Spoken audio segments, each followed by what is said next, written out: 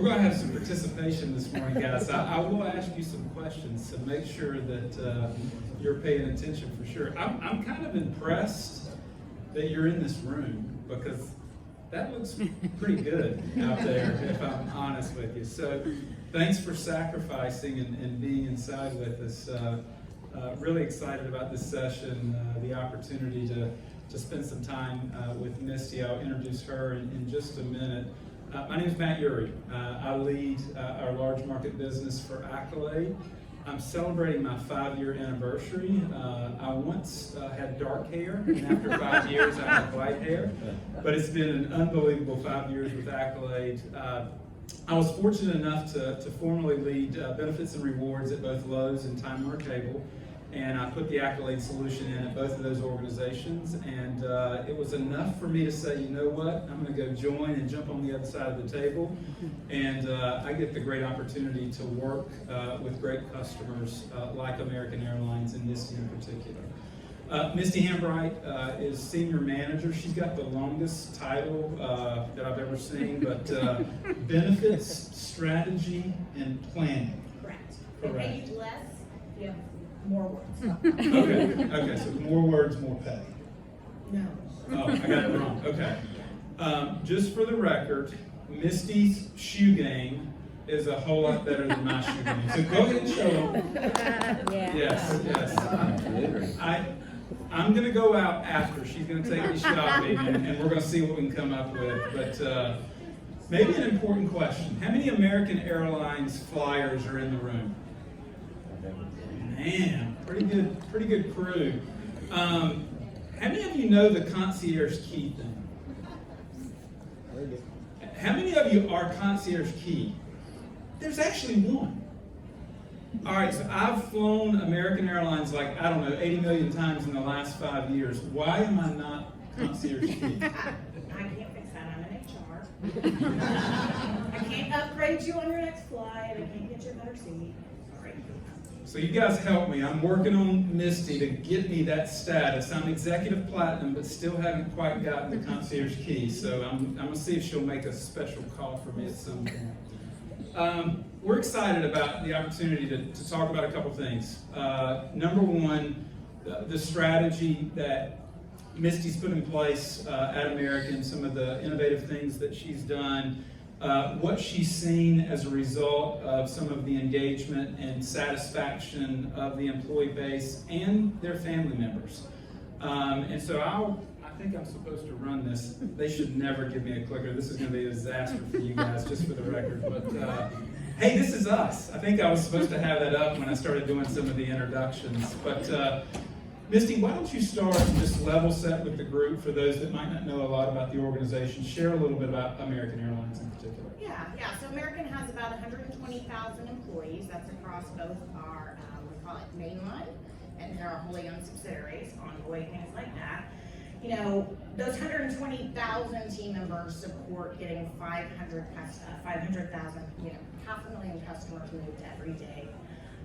And so our role in benefits, right, is to support to make it easier so that whether they're fixing one of those 1,400 planes, or they're talking to a customer when they're doing bookings, or they're in the air making sure that you're safe. Our job is to make sure that we make benefits as little friction as possible so they can support those customers. And our concierge key member in the room. So tell a little bit about the mission that you guys have and your expectations. Yeah, you know, we are 85% unionized, so everything is about building trust with those unions. At American, that's not always the easiest place as you go through bankruptcies and restructurings and people lose pay and vacation. They start to not trust the company. So, you know, one of our missions through discussions with Accolade was really to just get some trust back with our team members after a merger. And then also to just make sure, again, that they have the time every day to support our customers so they're not worried about an unpaid bill. They're getting help to get to the right provider at the right time to save them, you know, save them some dollars and just make sure that we're meeting them where they are. And their jobs are all over the nation. Some are on trips and some are in offices. That's great. How many of you know a little bit about Accolade? You got to raise the hands. Come on. Come on, come on. Come on.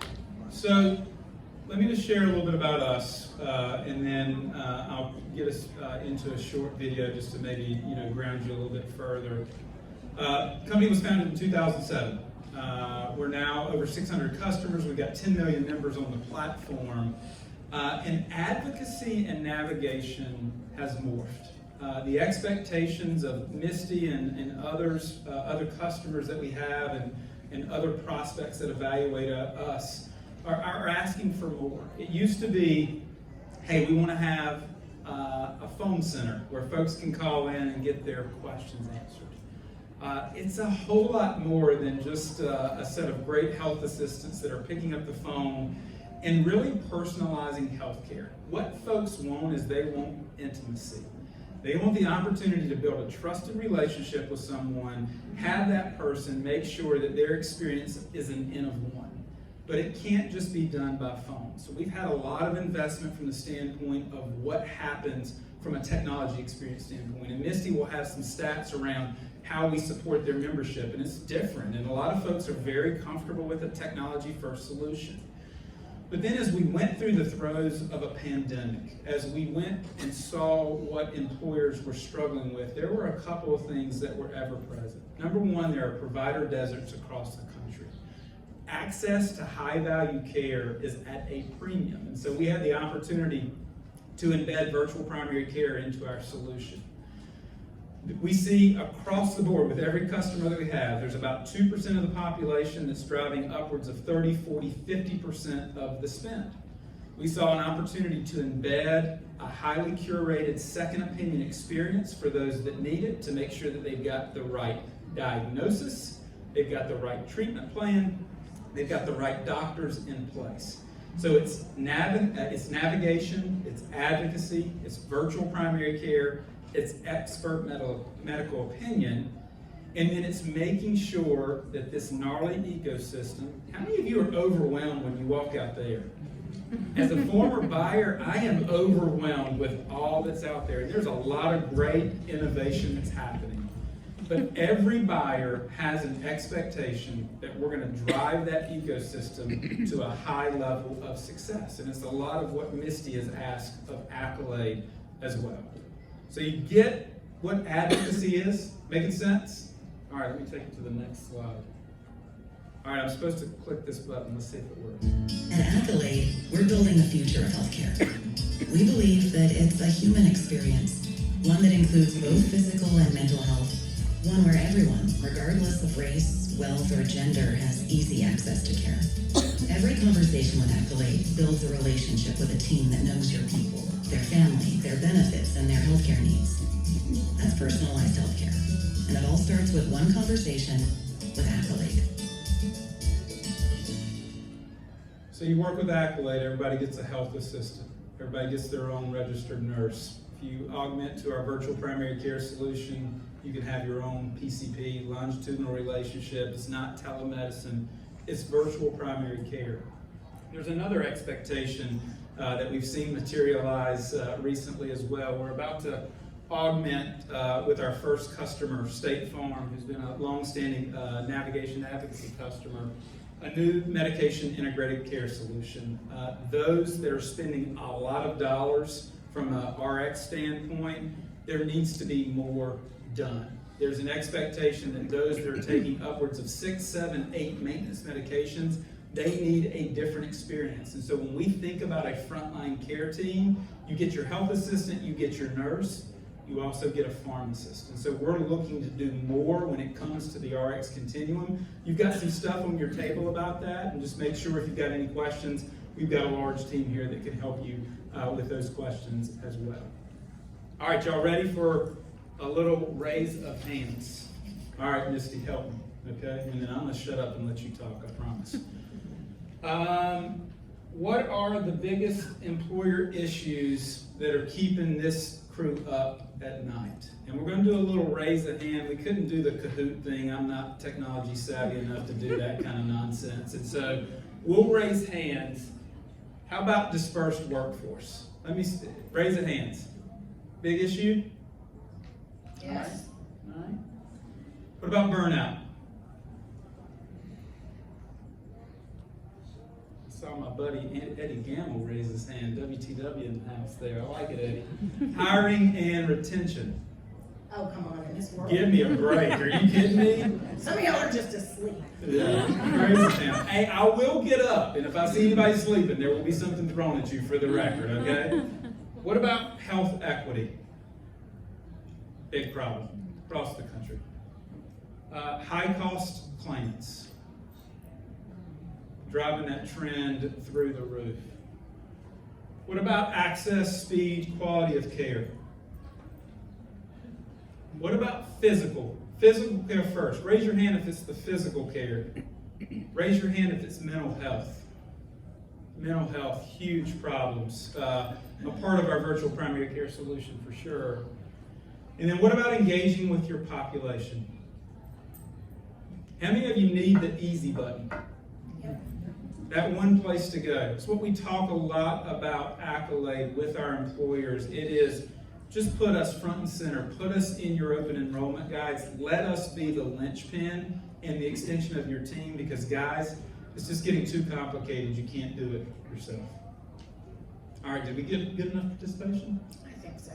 Hold them accountable to anything else? Okay. Anything that we're missing? Oh, that's good. What's not up there? ROI. She might talk a little bit about ROI. I think if you're doing a lot of this stuff well, the ROI follows. And so, but we'll make sure we hit that as a component of it as well. RX is not up there. Is that a big burden for you guys as well? Oh, come on. See some head nods. Good deal. Good deal. All right, so let's dive in, Misty. Talk a little bit about the journey that we've been on with you guys in particular. Yeah, so, I started out talking a little bit about building trust. In the healthcare arena at American Airlines, a lot of the time, our employees, like I said, they don't trust us. And we roll out tools that have little to no engagement. We're paying for things that people aren't using. And we decided that it was just too much for one employee to put together. So we spent time with Accolade. When we created the program, we created it to where they are the first point of contact on the back of the ID card. People don't know the phone number to Blue Cross Blue Shield or UMR or any of those people.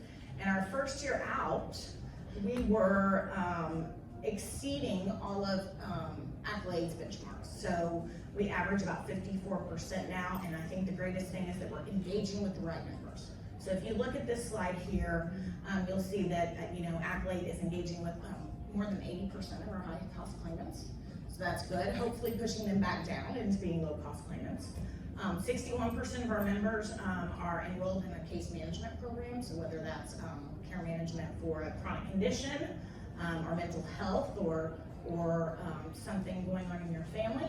And then last but not least, our cases are broken down, 75% of them are complex cases are also in the care management program with Accolade. So we're getting to the right people. It's not just engaging to engage, it's engaging to have an impact at the end of the day on our ROI, our claim spend, right?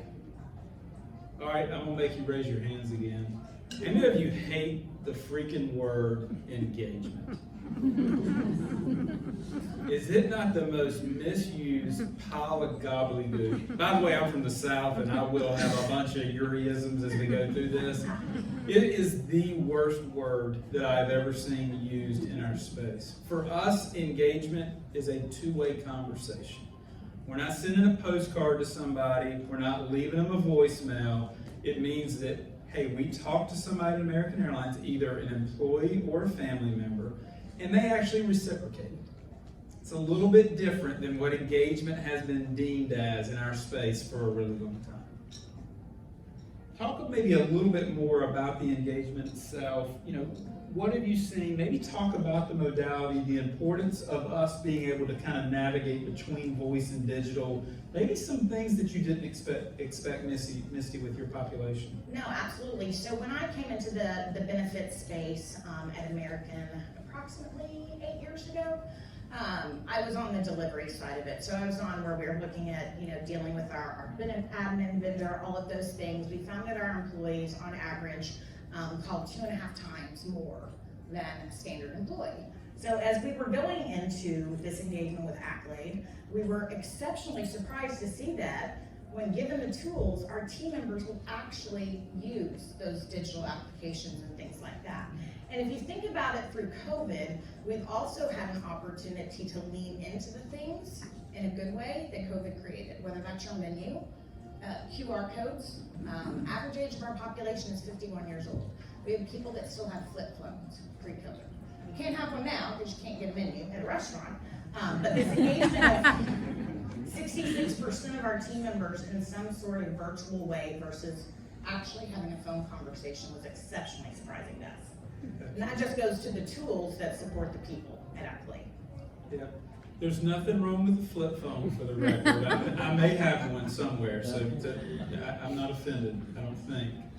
Talk a little bit about what the digital experience has been. What was your expectation of Accolade from the standpoint of the point solutions, what your members see when they use their mobile phone or when they hit our digital portal? What did you want us to do with your ecosystem? So, I think Matt said it well earlier. It's always divided by him. Like, what can you do for me? So I think the best thing when we think about the application is it's going to be about Misty. So it's going to be Misty's personal information based on Misty's health plan eligibility, and it's all about Misty. So it's not a bunch of gobbledygook, to use a Matt word, that is not useful to that person when they go into the application. So again, customize and personalize, and then again, backed up with people, with your dedicated health assistant. Absolutely. It's the first time Misty's ever said that Matt Urey said something well, so did we record this? Okay, we got it It's there. right there. All right, good. Talk a little bit about clinical engagement. I'll help to supplement, but what have you seen? Maybe talk about some of the things that happened through the COVID period, and some things that the American members really utilized us for. Yeah, so, there's a few ways that we get engagement through Accolade. I think one of the most important that we have is we have a program called Stay Well RX. And that's an American branded program, that's not a company, where we provide low cost or free medications for asthma, diabetes, and high blood pressure. But the requirement to be able to get that, so if I want a $30 supply of insulin for 90 days, is that I've got to call Accolade once a year. To do that, we find that those team members engage 9 to 10 times in that 1 year, and that's not, the minimum requirement's 1. So it's getting that foot in, the opportunity, and to build that trust, so that when we get to these things where we're managing the diabetes, they're not just calling so they can get a free medication, they're actually finding the discussion with the nurse or the health assistant valuable to them, so they're calling back. And some of the things, as we see those clinical programs switch through COVID, we've always had behavioral health kind of high, but like panic attacks and anxiety moved like way up. So we had COVID and we have mental health. We have the standards that you always have, which is our diabetes, people that are engaging in our musculoskeletal. But it really did kind of do a little bit of a flip where our bottom went to the top, which was mental health, which is where people needed support through that time. So 14,500 unique families were assisted clinically as over this last year with the American team. Obviously a changing of the guard. Obviously elective procedures were suppressed for the last couple of years. We became the repository for a lot of the COVID questions. Hey, I've had this. I mean, these guys were in business. Everybody was working through the pandemic, and so they looked for us to be an outlet to assist them as they migrated through this really tricky period. What we see from the standpoint of their population: diabetes, hypertension, musculoskeletal, asthma, and then behavioral health sits there really high on the spectrum. An important point about high-cost claimants and this word of engagement that I hate so much. As we work with American, very similarly to all of our other customers, we're touching those high-cost claimants on a bi-weekly basis. And we're talking about a meaningful amount of time on the phone with them because they're post-discharge, maybe they're prepping to go back into the hospital setting. we're spending upwards, typically around 16 minutes on the phone with them on average, but it can be as much as an hour as they prepare for some really tricky next steps. All right, maybe talk a little bit about what you've seen from a behavioral standpoint, and then share a little bit around how you've used communications and things to keep the Accolade recognition kind of ever present with your employees. No, absolutely. I said, as we think about that initial first contact, that first entry, that's really understanding benefits, right? At the end of the day, you're gonna see that as your highest number, because that's the first reason I'm probably gonna call. But the great thing is once that 86% calls in to talk about and understand their benefits, then Accolade takes it a next step through whether it be probing questions or things like that to help find, do you have a primary care physician? When is the last time? And then we can direct them to high quality providers once we've made that initial engagement. When we rolled out Accolade, we did a full-on marketing campaign. So we did booklets. They were in our annual enrollment booklet. And so that people, would know that it was going on, and then we did a mailer at the beginning of the year. So our people like paper. We're trying to get away from it. But it really, for us, it was a great opportunity to be like booklets, and we centered it all around this personal, dedicated health assistant that could help you with all these different things. OE mattered? You really spent time? We did. And so OE the first year and every year thereafter, Accolade serves as the kind of the person that can help if you want to talk about what plan is best for you. So if you've got an annual enrollment question that's just mechanical in nature, you're going to talk to our Ben admin vendor. But our Ben admin vendor works very closely with Accolade to know when is that handoff appropriate when I'm helping somebody make some plan decision choices. So maybe to build a little context, most of our customers have upwards of about 25% that are spending nothing in the healthcare system. With that stat, we got to 54% engagement with American. We've done it consistently year over year, anywhere between 50 to 60% with them. How many years you been putting up with me now? 4? Mm-hmm. We're in our 4th year, yes. In our 4th year, and those things, there's not been a plateau, there's not been some kind of drop off. There's been very consistent engagement year over year with the tenure that they have. Yes. In populations that have significant turnover, we actually see those numbers creep up at times because of the heavy indexing on engaging with new employees and those kind of things. But a pretty healthy percentage of engagement, and then engaging them on the right things to make sure that as they start that healthcare journey, that they do it the right way, they go to the right place, we're pulling waste out of the system, and it gets to the ROI comment that was just spoken to a minute ago. I know you don't like to talk about ROI a lot, so I'm not gonna probe you'll punch me if I probe too much, but maybe share a little bit about what you've seen over the 3 years and what you've done to validate our approach to ROI. Absolutely. We've met all of our ROI guarantees since we implemented the program. We've actually exceeded them every year. And when we do the ROI review, Accolade does a review. We also have dedicated actuaries, I keep doing that, dedicated actuaries and our consultant that will validate that ROI. We're not always exactly the same, but we are in such a small margin of what they're measuring as value financially and what we're measuring as value. So, I mean, that's to have a program that is a plus to a team member from their perspective, that you pay for, that can also pay for itself and over, is something that, why wouldn't you do it, right? How many of you guys are spending time with your team members on stuff like this? Raise the hands. How much time now are you and your team doing this, or how much are you counting on Accolade to do it? Counting on Accolade the majority of the time. We actually used to have an entire department that was 5, 6, 7 people just dedicated to dealing with employee escalations. That department's down to about 2.5. Some of that's out of necessity of COVID, but also the volume of what we do have to deal with on a team member to HR basis is very limited and small, and it's your more significant situations. So it frees up your time too. So ROI is awesome, for the record. And we're going to take burden off of your team. So that was the Accolade commercial. I summarized what she said for the record for everyone. So let's go forward. Maybe before we jump into probably my favorite part of the presentation, if I'm honest with you, what was it that ultimately led you to say, I want to do this thing with Accolade? Maybe just a few quick bullets for everybody to benefit from. Why did you ultimately decide to partner with us? No, and that's an easy one. In our world, as we were looking at, all of the choices in the partnerships, I think balance was exceptionally important to us.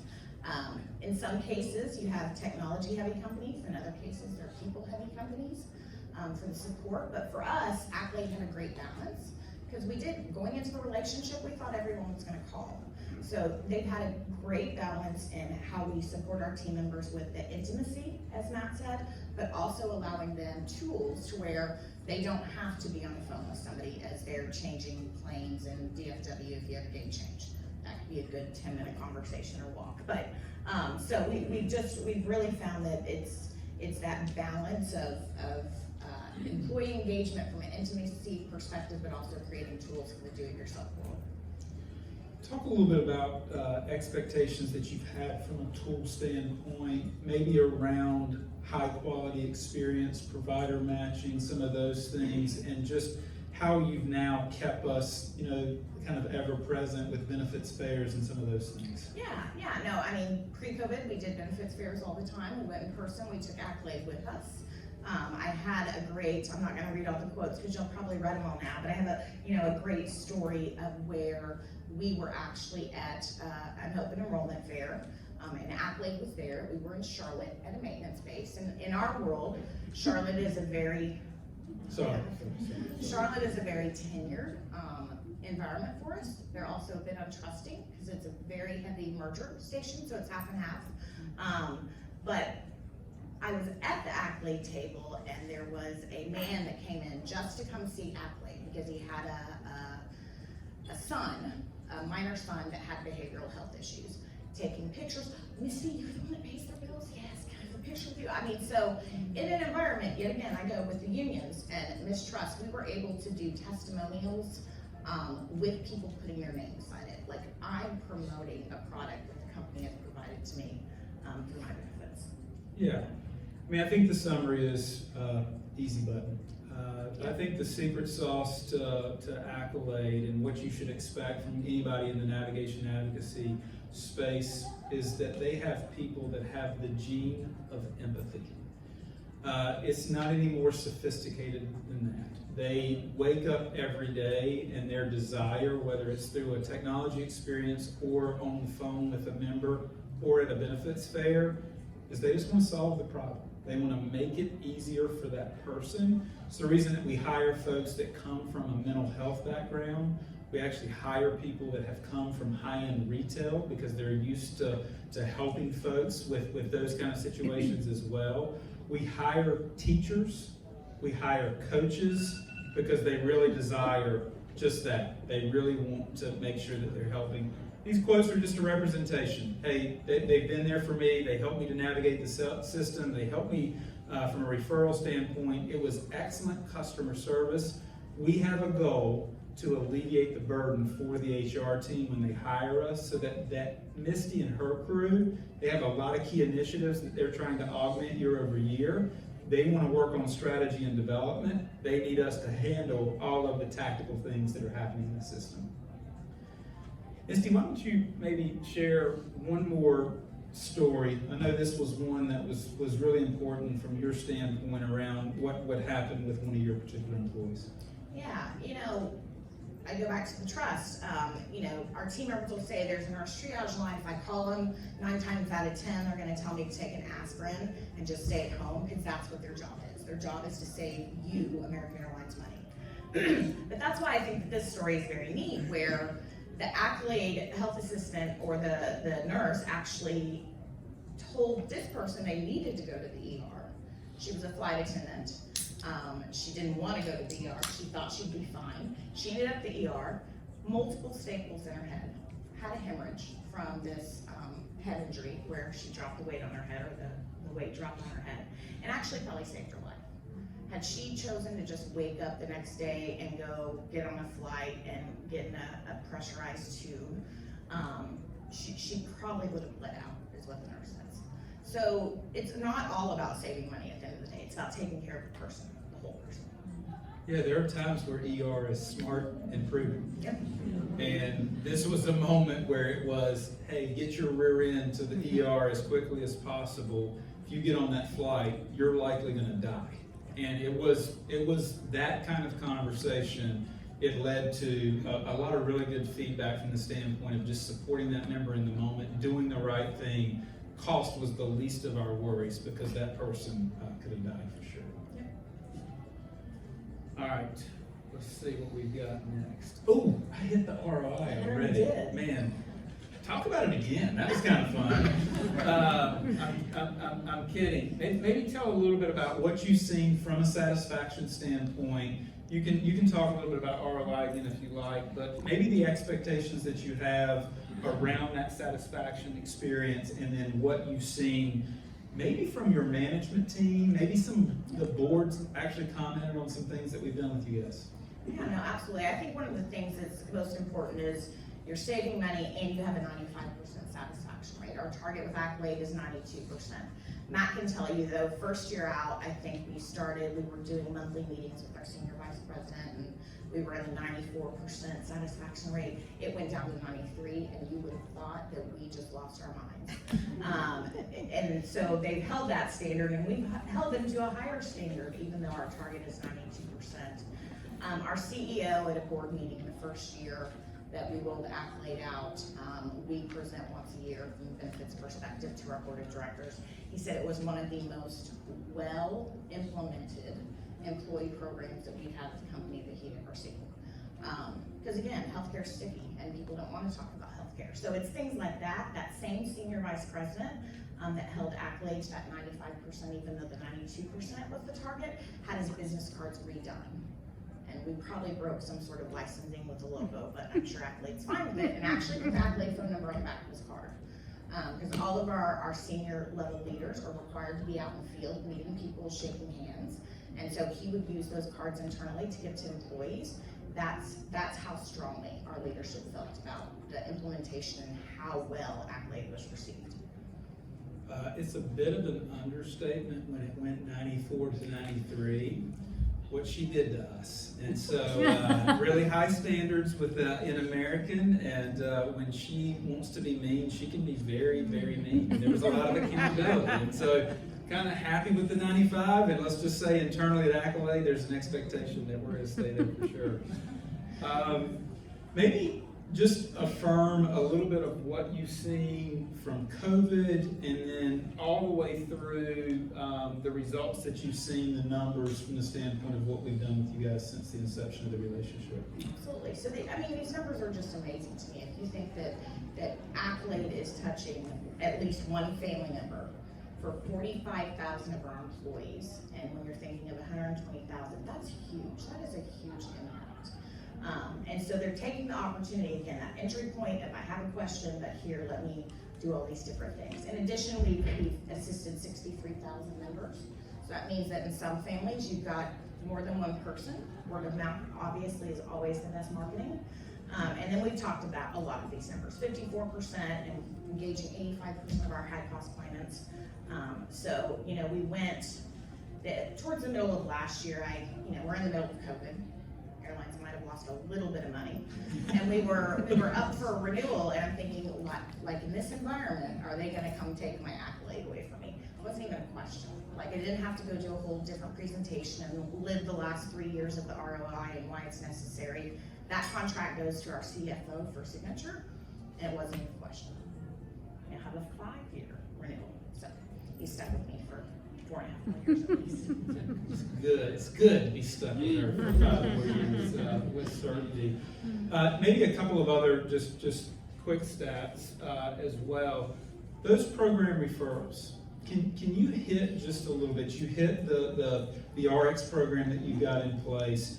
You got a pretty robust ecosystem too as well. And so maybe talk about what your expectations of us and what kind of the various spend categories where you put something in, what you're wanting us to do. Yeah, I mean, I think the great thing about the program referrals is that's Accolade's the one that brings that ecosystem together. We have 10,000, I think, people enrolled in our Stay Well RX program, and that's a program referral. Accolade will do program referrals for second opinions, right, when it's needed at the right time. We recently stood up a Centers of Excellence with no incentive, like no plan design changes, go voluntarily use this, and Accolade helps drive people there, and our engagement there has been above what we expected also. So, I mean, getting people to our programs to make sure that we're using them where it's necessary is very important role that they play. Yeah, absolutely. I mean, a couple of other things just to make sure everybody's aware as well is obviously dental, vision, the disability programs, other things that's in Misty and her team's charge. While Accolade will not go a million miles deep like we will in healthcare, somebody calls with surface level questions around the dental benefit, the vision benefit, we're going to walk them through the plan design, what they can expect. And then if they say, well, what's a crown going to cost, or those kind of things, then we're going to flip them over to the dental provider. Kind of the same thing with disability. There's an expectation that if somebody's calling for a pretty significant surgery, that they're going to have questions about their leave program. And so in the moment, we're going to say, hey, you qualify for FMLA. This is the STD program that's in place at American, and some things that you should be considering. That is what navigation is. It's just not about the healthcare component or question. It's about making sure that we're fulfilling all the aspects of what somebody's going to experience from a benefit standpoint. You know, they go so far as to, we have something called a family fund, right? And it's for our employees internally. They can get up to $5,000 if they have some sort of health crisis or personal life crisis. Accolade even, will lead into hear the cues when they're having a conversation with somebody to see if that might be the right program for them.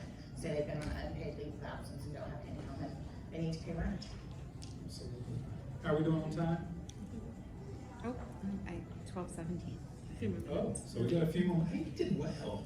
We got one more slide, guys. I think 2 more. And then we'll take any questions that you have. What's next? What's on your radar? You're kind of busy. Just a little bit busy. I mean, the new word these days, right, in the retention world is what is your value proposition? I hear somebody ask us what our benefits value proposition again. It's kind of like engagement is to match. So attracting and retaining employees, and how do we sell that value proposition? In the old days, and we still do it, it was always about benchmarking against airlines. It wasn't about what's Walmart doing or what's Amazon doing. But now we're all competing for people. We're not competing within a single industry. So I have to tell people why it's better to come work for a company that's seniority based, that you may not make a lot of money when you first start, but here's why you need to come and stay. Because we have these great programs, we pay 80% of your healthcare costs, those kind of things. So creating that value proposition for us as a company, as we've had a CEO retire and things like that, that's probably one of our biggest goals for 2022 is figuring what that is, who are we? And then making sure, again, with Accolade, that we're fulfilling our ecosystem. We're using everything that we've provided to our employees. We're making sure that they know that they have resources that exist to support them so that they can support those 500,000 customers that we are flying around the entire globe so that they can get to their destination for whatever reason. Sometimes it's a happy thing, right? It's a wedding. So I need my employees to be happy so that they can make sure that journey for our customer is just as happy. Thanks, guys, for hanging with us with that outside. We appreciate that. She did a great job, didn't she? Will you give her a round of applause?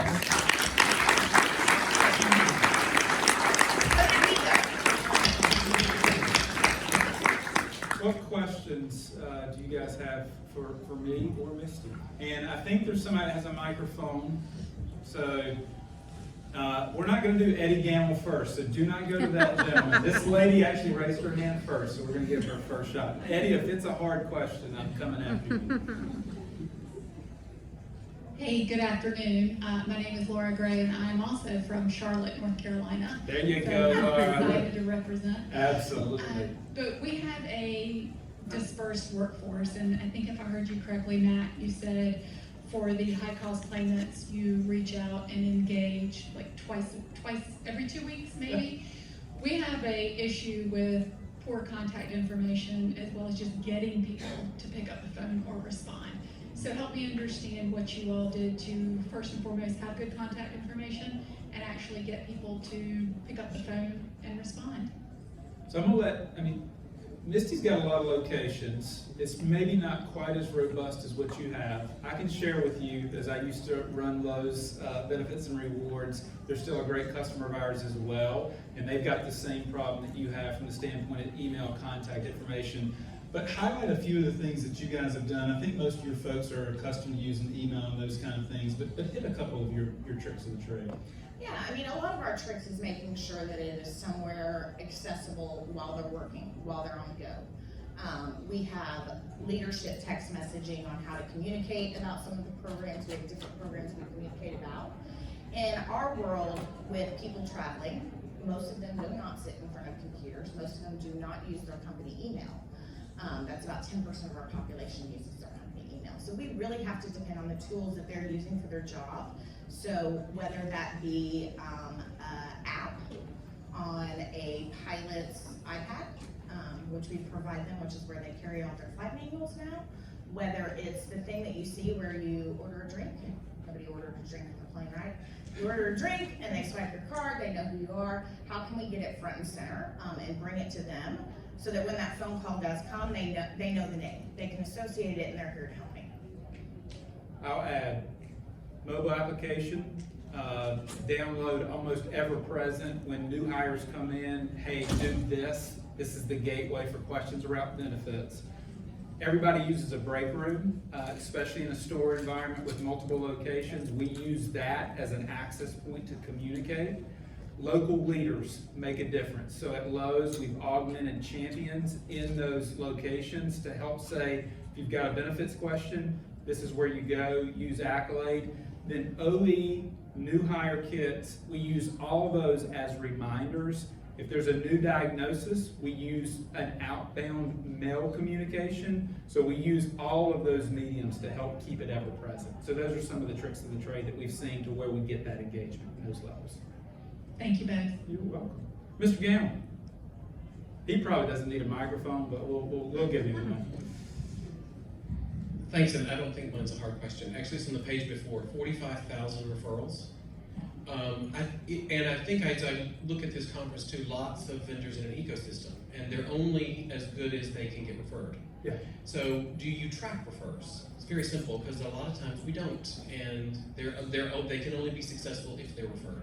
Yeah, I'll start. You can come in behind that. Eddie, the game's changed. It used to be referrals were enough, and now the buyers are saying that's nonsense because there's slippage and there's cracks in the system.